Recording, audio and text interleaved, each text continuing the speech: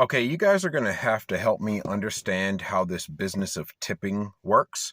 Now, if you believe in tipping, go right ahead, tip. I'm not mad at you. Do whatever you want. But I just don't understand how the tipping etiquette in America came to be and why it is so strongly enforced.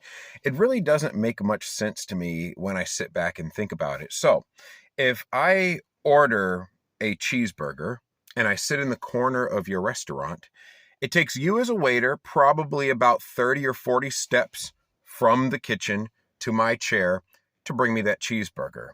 Meanwhile, if I, instead of the cheeseburger, were to order a beef Wellington, it would still take you as the waiter the same 30 or 40 steps from the kitchen to my table to bring me that beef Wellington. Now, the beef Wellington is way more expensive than the cheeseburger, but that has no bearing on how much work it is for the waiter to bring it to me. So, why is it that I have to pay a higher tip based on the price of the bill?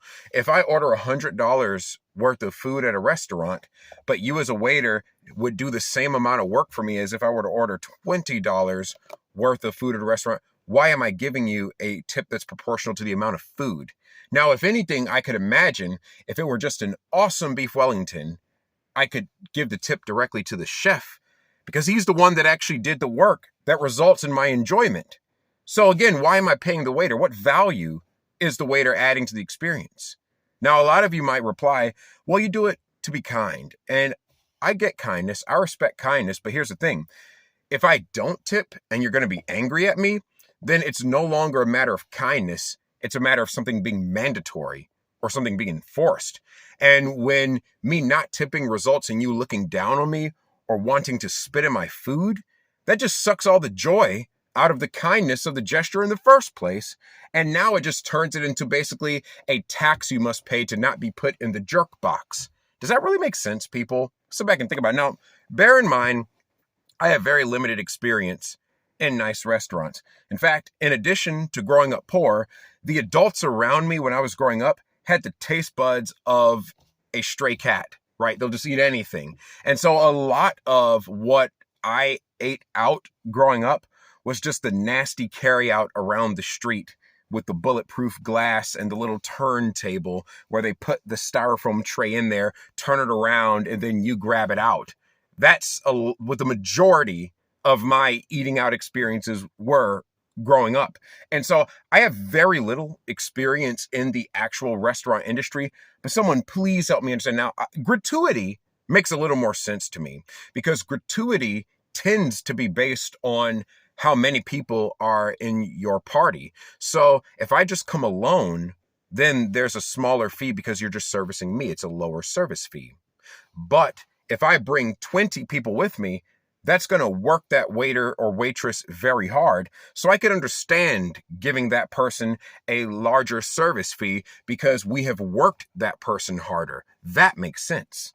But you just bring me ordinary food and you take the same 40 steps to my table you would take with anyone else. Why should I pay you more for that? Waiters have to live too.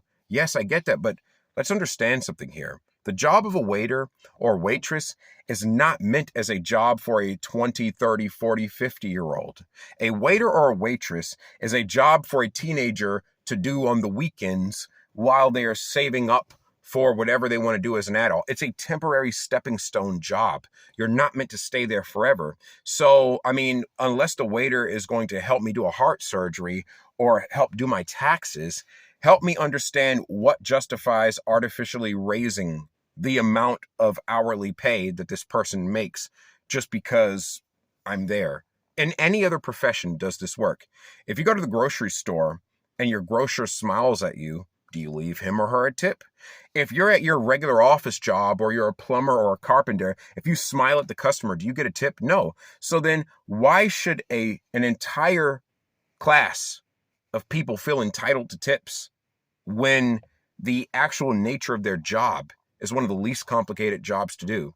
I'm not saying lower their wages. I'm saying if you're going to try to improve these people's quality of life, that's on the business owner to pay them more. It's not on you to try to assuage the rage of the masses by giving them artificial pay. Let me know what you think in the comments below.